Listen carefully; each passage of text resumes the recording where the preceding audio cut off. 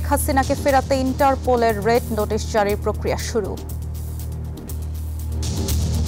Red notice জারির আবেদন করা আছে আমাদের আগেই, সেটাকে এখন মডিফাই করে গ্রেফতারি পরোয়ানার বদলে একটা কনভিকশন ওয়ারেন্ট, তার বিরুদ্ধে আরেকটি ইন্টারপোলে নোটিশ জারির জন্য আবেদন করব থ্রু ফরেন মিনিস্ট্রি। আলোচনায় বন্দি বিনিময় চুক্তি, ভারতের অবস্থানে দোলাচল। আর্টিকেল 49-এ কাউকে ক্ষমা করতে হলে ভিকটিমের সাথে আলোচনা করতে হবে। 1400 ভিকটিমের কাছে উনি প্রত্যেকের কাছে যেতে হবে, তাদের সাথে আলাপ আলোচনা করে তাদেরকে রাজি করিয়ে একটা ব্যবস্থা করতে পারি কিনা, সেটা বন্দি বিনিময় চুক্তির আওতায় হতে পারে, নাও হতে পারে। স্বার্থ ক্যালকুলেট করে যদি মনে করে যে তাকে ফেরত দিলে গেইনটা অনেক বেশি হতে পারে, সেক্ষেত্রে ফেরত আসতেও পারে।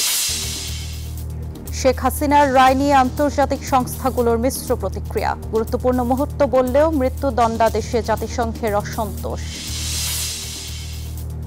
মালদ্বীপে চালু হলো পোস্টাল ভোট বিডি অ্যাপ, খুশি রেমিটেন্স যোদ্ধারা। গণতান্ত্রিক অধিকার চর্চার পথ সুগম করবে বলছেন প্রবাসীরা। স্বাগত জানাচ্ছি নিউজ 24 প্রবাসীর সংবাদে, সঙ্গে আছি আমি সিরাজুমনিরা। দেখছিলেন বিআরবি কেবল সংবাদ শিরোনাম, এবার বিস্তারিত। মৃত্যুদণ্ডপ্রাপ্ত শেখ হাসিনা ও আসাদুজ্জামান খান কামালের বিরুদ্ধে ইন্টারপোলের মাধ্যমে রেড নোটিশ জারির প্রক্রিয়া শুরু হয়েছে, জানিয়েছেন আন্তর্জাতিক অপরাধ ট্রাইব্যুনালের প্রসিকিউটর গাজী MH তামিম। মঙ্গলবার সাংবাদিকদের তিনি জানান, দুজনের গ্রেফতারি পরোয়ানা সহ সাজার রায় পররাষ্ট্র মন্ত্রণালয়ে পাঠানো হবে। এদিকে আলোচিত মামলাটির রায়ের পর ট্রাইব্যুনাল এলাকায় বিশেষ নিরাপত্তা বহাল রাখা হয়েছে। জুলাই হত্যাকাণ্ডে মানবতা বিরোধী অপরাধের প্রথম মামলায় রায় ঘোষণার পরদিন আন্তর্জাতিক অপরাধ ট্রাইব্যুনাল এলাকা অনেকটাই ফাঁকা, তবে বহাল থাকা বাড়তি নিরাপত্তা ব্যবস্থা চোখে পড়ার মতো। গোটা হাইকোর্ট এলাকাতেই সতর্ক অবস্থানে পুলিশের পাশাপাশি সেনা ও বিজিবির সদস্যরা। গতকালের রায়ের ঘোষণার পর অনেকটাই নির্ভার ট্রাইব্যুনালের প্রসিকিউশন। এদিন এজলাসে আসেননি রায় দেয়া বিচারক প্যানেল।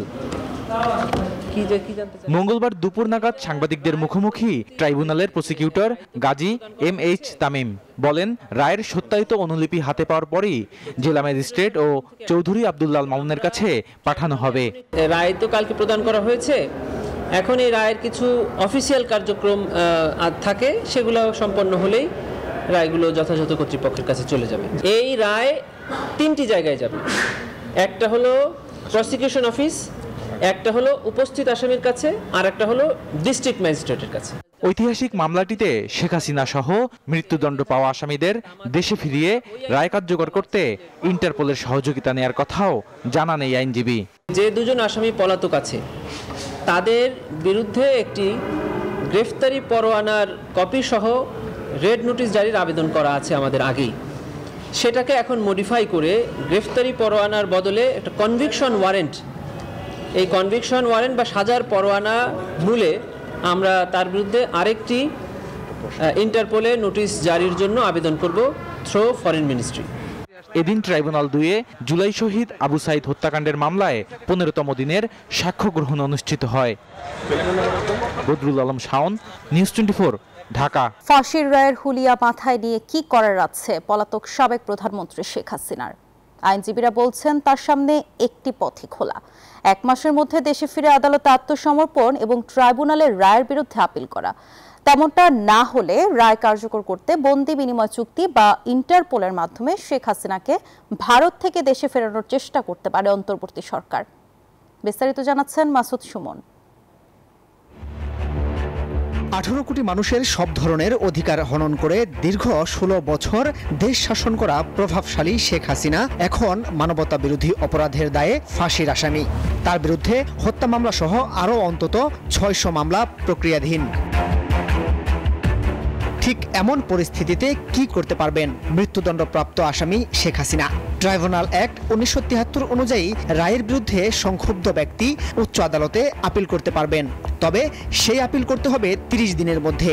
দণ্ডপ্রাপ্ত ব্যক্তি পলাতক হলে তাকে আগে আত্মসমর্পণ করতে হবে অথবা হতে হবে গ্রেপ্তার, পরে রিভিউ আবেদন এবং জীবন বাঁচাতে রাষ্ট্রপতির কাছে ক্ষমা চাওয়ার সুযোগ থাকবে। আপিল করার শর্তে উনি এসে তখন ওনার লয়ার নিয়োগ দিয়ে লয়ারের মাধ্যমে উনি এই সেন্টেন্সের বিরুদ্ধে অ্যাপিলেট ডিভিশনে আপিল করতে পারবেন। খারিজ হয়ে গেলে আমাদের প্রেসিডেন্টের কাছে মার্সির আর্টিকেল 49, বাট সেক্ষেত্রে একটু দূরও হবে, কারণ এই সংস্কার কমিশন ওখানে বলেছে আর্টিকেল 49-এ কাউকে ক্ষমা করতে হলে ভিকটিমের সাথে আলোচনা করতে হবে, তাহলে দূর হবে। এই কারণে 1400 ভিকটিমের কাছে উনি প্রত্যেকের কাছে যেতে হবে এবং প্রত্যেকের ওপিনিয়ন নিতে হবে। 30,000 পঙ্গু। তবে প্রশ্ন হলো, শেখ হাসিনা তেমনটা না করলে রায় বাস্তবায়নে কি করবে সরকার? আইনজীবী ডক্টর কাজী জাহিদ ইকবাল বলেন, 2013 সালের বন্দি প্রত্যর্পণ চুক্তির আওতায় শেখ হাসিনাকে ফেরত চাওয়া যেতে পারে। লিগ্যাল প্রসিডিওর হলো ইন্টারন্যাশনাল ল অনুসারে দুটো রাষ্ট্রের মধ্যে যদি বন্দি বিনিময় চুক্তি থাকে তাহলে সেই বন্দি বিনিময় চুক্তির প্রতি শ্রদ্ধা দেখিয়ে একটা রাষ্ট্র আর একটা রাষ্ট্রকে তার যে অ্যাকিউজড আছে বা কনভিক্ট যিনি আছেন তাকে ফেরত দিয়ে দিতে পারে। বাংলাদেশের সঙ্গে আমি যতদূর জানি ভারতের এই ধরনের এক্সট্রাডিশন চুক্তি আছে এবং সেটার ভিত্তিতে অতীতে আপনার এই ধরনের এক্সট্রাডিশনের ঘটনা ঘটেছে। এছাড়া ইন্টারপোলের মাধ্যমে রেড নোটিশ জারি করেও তাকে ফিরিয়ে আনার উদ্যোগ নেওয়া যেতে পারে। রাজনৈতিক বিশ্লেষকরা বলছেন, ভারতের অনেক রাজনৈতিক দলই চায় না শেখ হাসিনার কারণে বাংলাদেশের সাথে তাদের সম্পর্ক খারাপ হোক।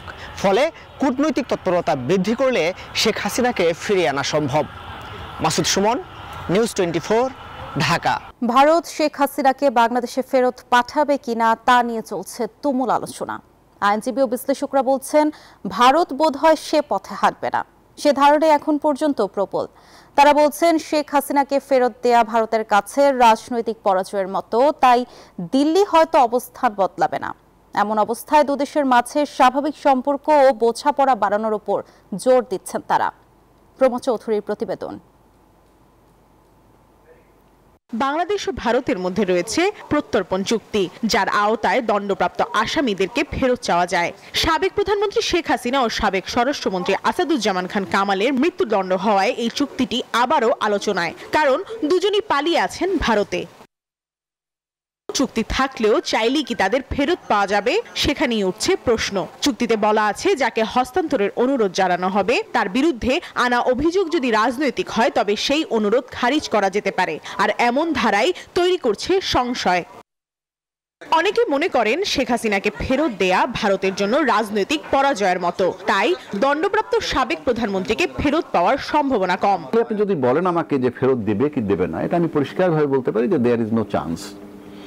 ফেরত আসার চান্স নাই বা ফেরত পাঠাবে না তারা। এটার কারণ আমি মনে করি, তাকে যদি আমরা ফেরত আনতে পারি তাহলে এটা তাদের রাজনৈতিক পরাজয় হবে। তবে এই সম্ভাবনা একেবারেই শূন্য হয়নি। এই আইনজীবী বলছেন, লাভের পাল্লা ভারী হলে ভারত হয়তো নতুন করে চিন্তা ভাবনা করলেও করতে পারে। বাংলাদেশের স্বার্থে যদি হয়, সেক্ষেত্রে স্বার্থ ক্যালকুলেট করে যদি মনে করে যে তাকে ফেরত দিলে গেইনটা অনেক বেশি হতে পারে, সেক্ষেত্রে ফেরত আসতেও পারে। আইনি ও কূটনৈতিক দিক থেকে ভারতকে বাধ্য করা যায় কিনা সেই প্রসঙ্গ ঘুরপাক খাচ্ছে। তবে তেমন অবস্থায় বাংলাদেশ আছে বলেও মনে করছেন না সাবেক এই রাষ্ট্রদূত। যদি আমরা সম্পর্ক ভালো না করি তাহলে এই সম্ভাবনাটা, এই যে আপনি যেসব কথা বলছেন যে বন্দি কি বলে প্রত্যাবর্তনের ব্যবস্থা, সেগুলো খুব সহজ হয় না। যদি সম্পর্ক ভালো থাকে তখন এই জিনিসগুলো নিয়ে আলাপ আলোচনা করা যায়। সুতরাং আমি মনে করি ঠিক এই মুহূর্তে আমাদের দুই দেশের যে সম্পর্ক আছে তাতে কোন রকমের ইতিবাচক সাড়া পাওয়ার সম্ভাবনা খুব একটা নেই। তিনি মনে করেন, বাংলাদেশের এখন উচিত ভারতের সঙ্গে স্বাভাবিক সম্পর্ক বজায় রাখার উপরই জোর দেয়া। আগে সম্পর্ক ভালো করার চেষ্টা করা, স্বাভাবিক সম্পর্ক গড়ে তোলার চেষ্টা করা, সেটার উপরে জোর দেওয়া। প্রমোদ চৌধুরী, নিউজ 24, ঢাকা। জুলাই অভ্যুত্থানে ক্ষমতাচ্যুত প্রধানমন্ত্রী শেখ হাসিনার রায় নিয়ে মিশ্র প্রতিক্রিয়া দেখেছে আন্তর্জাতিক সংস্থাগুলো। জাতিসংঘ বলছে এটি ভুক্তভোগীদের জন্য বিশেষ মুহূর্ত। হিউম্যান রাইটস ওয়াচের বিবৃতিতে বলা হয়েছে, দুজনের অনুপস্থিতিতেই বিচার করে মৃত্যুদণ্ড দেওয়া হয়েছে, যা তারা সমর্থন করে না। এছাড়া অ্যামনেস্টি ইন্টারন্যাশনাল দুজনের অনুপস্থিতিতে বিচার প্রক্রিয়াকে অনাকাঙ্ক্ষিত বলেছে। 2024-এর গণ অভ্যুত্থান, জাতিসংঘের তথ্য অনুযায়ী ছাত্র পুলিশ সহ 1400 মানুষ হত্যা আর অসংখ্য গুম খুনের অভিযোগ নিয়ে 5 আগস্ট দেশ থেকে পালিয়ে যান ক্ষমতাচ্যুত প্রধানমন্ত্রী শেখ হাসিনা। মানবতা বিরোধী অপরাধের দায়ে আন্তর্জাতিক অপরাধ ট্রাইব্যুনাল সোমবার শেখ হাসিনা ও তার স্বরাষ্ট্রমন্ত্রীকে দেন সর্বোচ্চ শাস্তি, মৃত্যুদণ্ড। রায়ের পরপরই বিবৃতি দেয় জাতিসংঘ। মৃত্যুদণ্ডের রায়কে ভুক্তভোগীদের জন্য একটি গুরুত্বপূর্ণ মুহূর্ত হিসেবে উল্লেখ করেছে সংস্থাটি। তবে অভিযুক্তের অনুপস্থিতিতে বিচার এবং মৃত্যুদণ্ডের মতো সাজার বিরোধিতা করেছে সংস্থাটি। হাই কমিশনার ভলকার তুর্ক সব পক্ষকে সংযমের আহ্বান জানিয়েছেন, এমনটাই বার্তা দিলেন জাতিসংঘের মানবাধিকার মুখপাত্র রভিনা শামদাসানি। জাতীয় পুনর্মিলনের জন্য বাংলাদেশকে সত্য উদ্ঘাটন, ন্যায় বিচার এবং নিরাপত্তা খাতে সংস্কারের দিকে এগোতে হবে, যাতে ভবিষ্যতে এমন ঘটনার পুনরাবৃত্তি না ঘটে। আন্তর্জাতিক অপরাধের বিচারের ক্ষেত্রে অবশ্যই আন্তর্জাতিক মানদণ্ড অনুযায়ী ন্যায় বিচার ও যথাযথ প্রক্রিয়া নিশ্চিত করতে হবে, বিশেষ করে যখন বিচার অভিযুক্তের অনুপস্থিতিতে হয়। এদিকে অ্যামনেস্টি ইন্টারন্যাশনালের মতে এই দণ্ড কার্যকরের মাধ্যমে ন্যায় বিচার প্রতিষ্ঠিত হয় না, বরং মানবাধিকার লঙ্ঘিত হয়। সংস্থাটি বলছে, প্রকৃত বিচার কেবল স্বচ্ছ ও নিরপেক্ষ তদন্তের মাধ্যমেই সম্ভব। হিউম্যান রাইটস ওয়াচের এক প্রতিবেদন জানায়, প্রসিকিউশন আন্তর্জাতিক ন্যায় বিচারের মান পূরণ করতে ব্যর্থ হয়েছে। এর মধ্যে রয়েছে পুরোপুরি আসামি পক্ষের প্রতিনিধিত্ব উপস্থাপনের সুযোগ না দেয়া, সাক্ষীদের জিজ্ঞাসা করার অধিকার এবং নিজের নির্বাচিত আইনজীবী দ্বারা প্রতিনিধিত্বের অধিকার। অন্যদিকে ইন্টারন্যাশনাল ক্রাইসিস গ্রুপ রায়টিকে দেখছে রাজনৈতিক প্রেক্ষাপটে। সংস্থাটি বলছে, এই রায়ের ফলে শেখ হাসিনার রাজনৈতিক প্রত্যাবর্তনের অধ্যায়ের কার্যত সমাপ্তি ঘটল। Desk report, news 24। এবার জেটিএসআরএম নির্বাচনের পথে।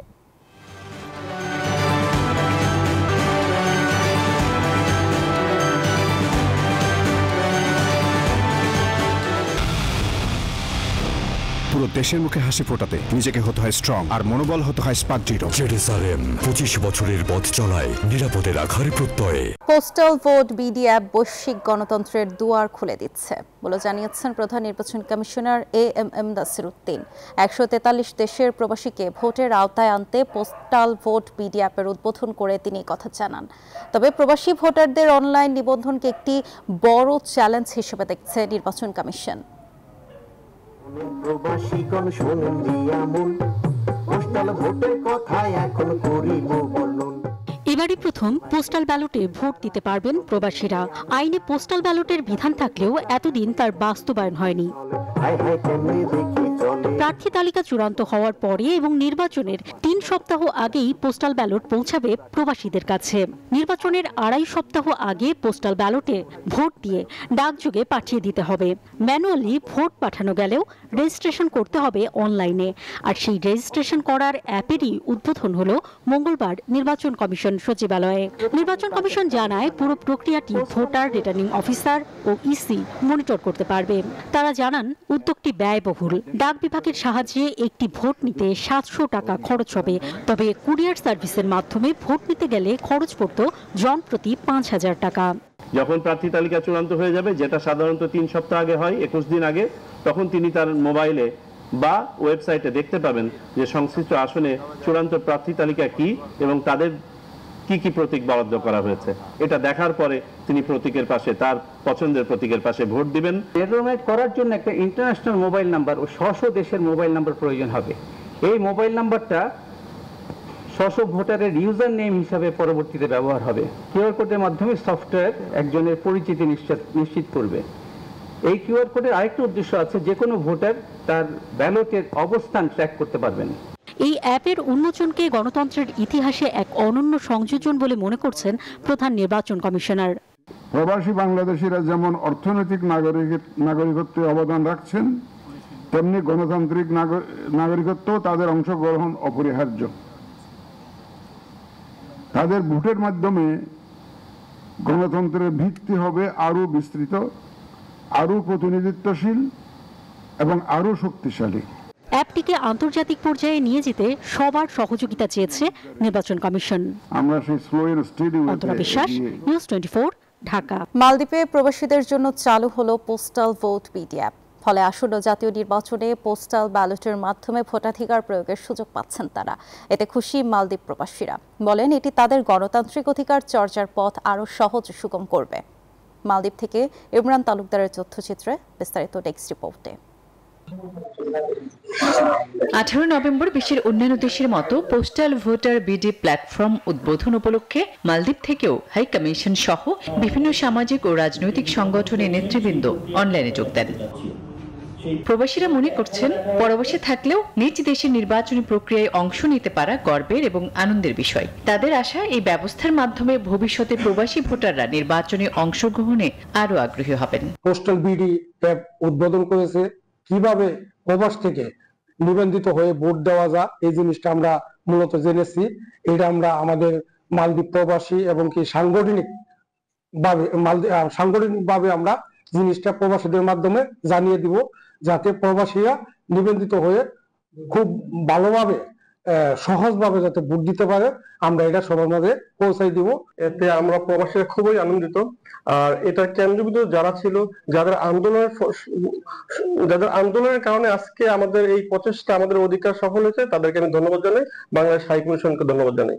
অনলাইনে নিবন্ধন করার পর দেশে গিয়ে ভোট দেওয়া যাবে না। ভোট দেওয়ার পর সামাজিক যোগাযোগ মাধ্যমে প্রকাশেও রয়েছে নিষেধাজ্ঞা। অন্যথায় সংশ্লিষ্ট ব্যক্তির এনআইডি ব্লক করা হতে পারে। ভোটদান কার্যক্রম শেষ হবে, সে সংক্রান্ত কোনো তথ্য আপনার সোশ্যাল মিডিয়া বা কোথাও সেটা কিন্তু প্রকাশ করা যাবে না। এটি গোপনীয়তার যে বিধান আছে সেটি লঙ্ঘন করলে তাদের বিরুদ্ধে কিন্তু শাস্তিমূলক ব্যবস্থা নেওয়ার কথা ইলেকশন কমিশন থেকে বলা হয়েছে। প্রবাসীদেরকে তাদের যে ভোট দেওয়ার অধিকার সেটা আমরা নিশ্চিত করব। আর এই নিশ্চিত করার জন্য বাংলাদেশ হাই কমিশন মালদ্বীপ যা যা করার প্রয়োজন, যেভাবে আমাদের প্রবাসীদের ভাই এবং বোনদেরকে সহযোগিতা করার প্রয়োজন সেটা আমরা করব। এই উদ্যোগকে দেশের গণতান্ত্রিক প্রক্রিয়ায় একটি গুরুত্বপূর্ণ অগ্রগতি হিসেবে বিবেচনা করছে মালদ্বীপ প্রবাসীরা। আসন্ন জাতীয় নির্বাচনে পোস্টাল ভোটের মাধ্যমে বিশ্বের 143 দেশে অবস্থানরত বাংলাদেশিরা ভোট দিতে পারবেন। Desk report, news 24। লিবিয়ার বেনগাজির গানফুদা ডিটেনশন সেন্টার থেকে দেশে ফিরেছেন 170 জন বাংলাদেশি। মঙ্গলবার বুরাক এয়ারলাইন্সের একটি ফ্লাইটে তারা দেশে ফেরেন। আন্তর্জাতিক অভিবাসন সংস্থা IOM এর সহায়তায় এসব বাংলাদেশিকে দেশে ফিরিয়ে আনা হয়েছে বলে জানিয়েছে পররাষ্ট্র মন্ত্রণালয়। লিবিয়ার বিভিন্ন ডিটেনশন সেন্টারে আটক বাংলাদেশি নাগরিকদের নিরাপত্তা প্রত্যাবাসনের লক্ষ্যে বাংলাদেশ দূতাবাস, লিবিয়া স্থানীয় কর্তৃপক্ষ ও IOM নিবিড়ভাবে কাজ করে যাচ্ছে। ভিসা ছাড়া আর ইরানে যেতে পারবেন না ভারতীয় নাগরিকরা। এখন থেকে মধ্যপ্রাচ্যের এ দেশটিতে যেতে হলে আগাম ভিসা করিয়ে নিতে হবে ভারতীয়দের। সোমবার এ তথ্য জানিয়েছে ভারতের পররাষ্ট্র মন্ত্রণালয়। দিল্লির দাবি, চাকরি বা তৃতীয় দেশে যাওয়ার মিথ্যা প্রতিশ্রুতিতে ভারতীয়দের প্রলুব্ধ করে ইরানে নিয়ে যাওয়া হচ্ছে। এমন বেশ কয়েকটি ঘটনার প্রতি তেহরানের দৃষ্টি আকর্ষণ করে দিল্লি। জানায়, দুষ্কৃতিকারীরা যাতে এই সুবিধার অপব্যবহার করতে না পারে সে কারণে ভিসা স্থগিতের সিদ্ধান্ত নিয়েছে মোদী সরকার। আসছে 22 নভেম্বর থেকে এই সিদ্ধান্ত কার্যকর হচ্ছে। ভারত সহ 30টি দেশের নাগরিকদের জন্য গত বছরের ফেব্রুয়ারিতে ভিসায় ছাড়ের সিদ্ধান্ত নিয়েছিল ইরান। মূলত প্রজনন প্রসারের জন্য এই সিদ্ধান্ত নিয়েছিল তেহরান। কানাডায় বাংলাদেশ কানাডা অ্যাসোসিয়েশন অফ ক্যালগেরির উদ্যোগে কনসুলার সার্ভিস সম্পন্ন হয়েছে। ক্যালগেরিতে অভিবাসী বাংলাদেশিদের machine readable passport, e-passport, no visa required সহ বিভিন্ন সেবা দেয় অটোয়ার বাংলাদেশ হাই কমিশনের একটি দল। কার্যক্রমের নেতৃত্বে ছিলেন হাই কমিশন অটোয়ার ফার্স্ট সেক্রেটারি মোহাম্মদ মহিউদ্দিন এবং মোহাম্মদ সাজ্জাদ হোসাইন। এসব উপস্থিত ছিলেন সংগঠনটির সভাপতি ইকবাল রহমান, সাধারণ সম্পাদক আসিফ হোসেন, সহসভাপতি সাইফুল ইসলাম মিশন, যুগ্ম সম্পাদক শাহাদাত হোসেন সাজ্জাদ। 2 দিনের এই কনসুলার সার্ভিসে প্রবাসীদের ছিল স্বতঃস্ফূর্ত অংশগ্রহণ। নোয়াখালীকে বিভাগ করার দাবিতে লন্ডনে মানববন্ধন করেছে যুক্তরাজ্যে বসবাসরত গ্রেটার নোয়াখালী প্রবাসী। গ্রেটার নোয়াখালীবাসী ইন ইউকের উদ্যোগে হোয়াইট চ্যাপেলের আলতাপ আলী পার্কে মানববন্ধন অনুষ্ঠিত হয়। সভায় নোয়াখালী, ফেনী ও লক্ষ্মীপুরকে একত্র করে নোয়াখালী বিভাগ ঘোষণার দাবি জানান তারা।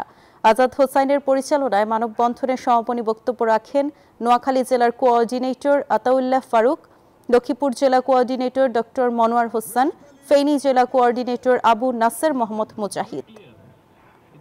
লন্ডনের ঘনবসতিপূর্ণ ও আবাসন সংকটপূর্ণ এলাকা টাওয়ার হ্যামলেটসে সাশ্রয়ী ভাড়ার ঘরেও এখন বিলাসবহুল জীবনযাপনের সুযোগ তৈরি হয়েছে। সামাজিক ও সাশ্রয়ী আবাসনের ইউনিটগুলোতে এখন শুধু থাকার জায়গায় নয়, indoor games zone, TV lounge, private cinema hall, এমনকি নিজস্ব বোলিং অ্যালেও যুক্ত করা হচ্ছে।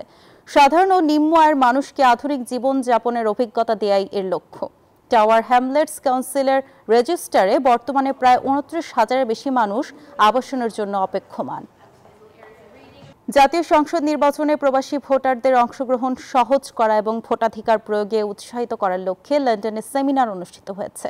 এর আয়োজন করে policy for good governance UK. লন্ডনে বাংলাদেশ প্রেস ক্লাবের সেমিনার কক্ষে আয়োজিত এই সেমিনারে বাংলাদেশি কমিউনিটির বিশিষ্টজনরা উপস্থিত ছিলেন। Policy for good governance coordinator Mahbuba জেবিনের সঞ্চালনায় এতে মূল আলোচক ছিলেন সাবেক রাষ্ট্রপতির উপদেষ্টা মোখলেসুর রহমান চৌধুরী।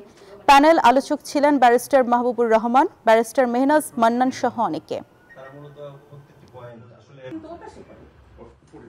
দর্শক, এই ছিল নিউজ 24 প্রবাসী সংবাদে। এতক্ষণ সঙ্গে থাকার জন্য ধন্যবাদ সবাইকে।